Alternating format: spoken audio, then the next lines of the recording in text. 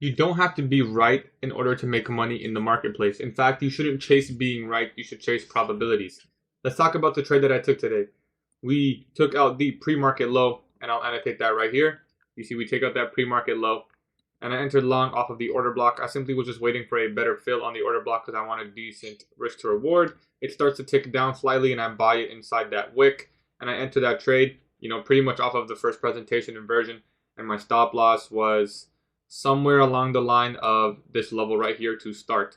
I was aiming for, my higher time frame objective was that all-time high. I did not expect it to go straight there. That's just a higher time frame level. This is not a trade I would likely hold. That was like a best case scenario. My main target here was the pre-market high and this old new day opening gap. So that alone was around 2 risk to reward. Took a small partial here, took a small partial, and I meant to catch it inside that wick, but I clicked the button on Tradovate and it didn't go through. I had to click it here. Luckily, the fill was still pretty good at 650, only a 12-point differential. And then we get stopped out in slight profit right here with the rest of the remaining contracts, with the stop loss was trailed here. So overall, it was a pretty good trade. We managed it really well. We didn't get to see that new day opening gap high. Did not get to see that 4-hour SIBI high right there. See that overlapping level.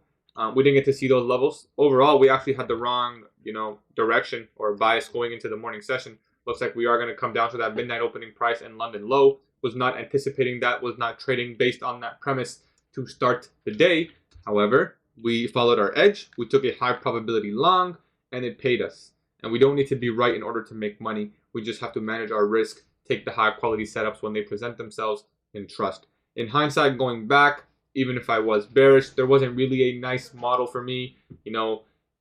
Nothing really clear. I think maybe something over here in the 1050 macro to target midnight was probably the best thing that formed for me. For example, off of this inversion fair value gap. So I think that could be a good study, something to put in the journal. I appreciate you guys watching this video, and I'll see you guys next time. Peace.